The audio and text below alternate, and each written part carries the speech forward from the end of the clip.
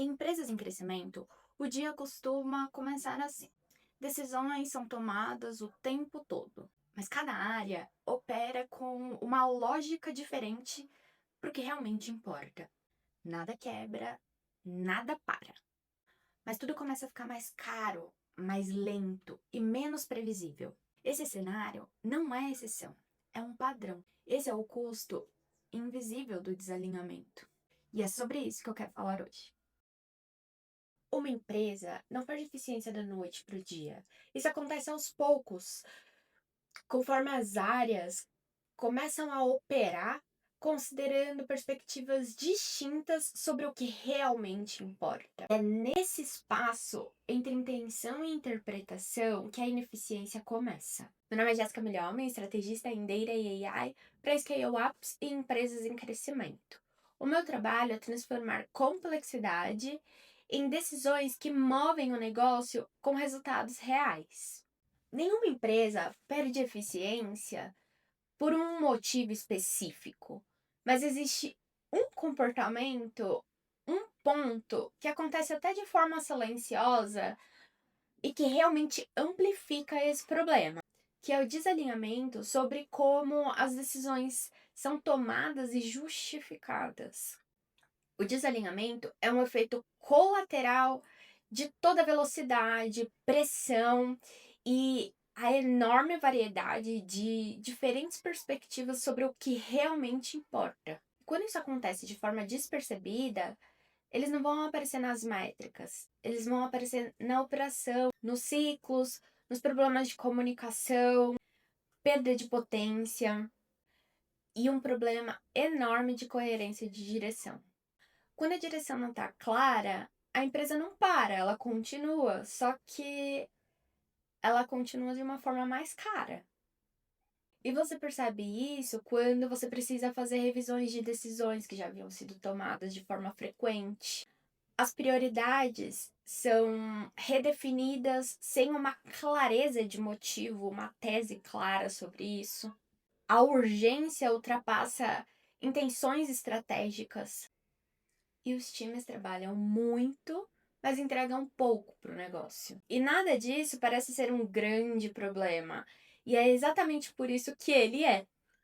O desalinhamento não interrompe a empresa, mas ele corrói a eficiência.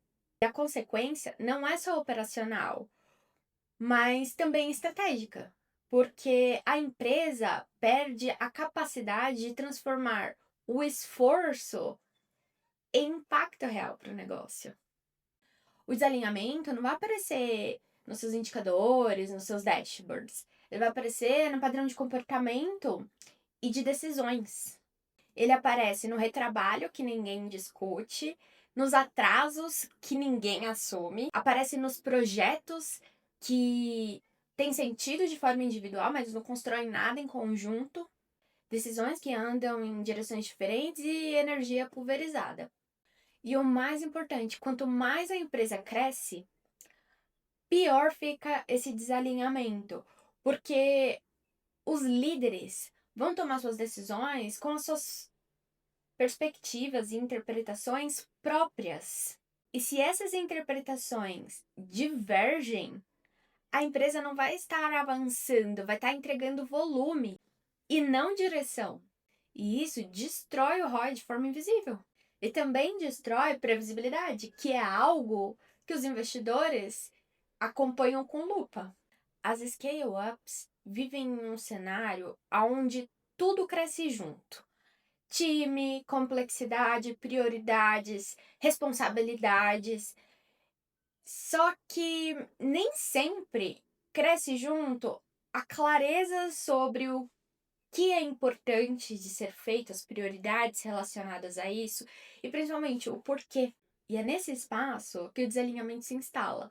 Os times escalam, os projetos escalam, a operação escala, a cobrança escala, mas não necessariamente a direção acompanha isso. E quando isso acontece, a velocidade para de gerar avanço e começa a gerar dispersão. O problema não é a ação demais, é a ação desconectada. E é esse tipo de risco que não aparece nas conversas diárias, mas fica evidente quando a empresa tenta sustentar o crescimento.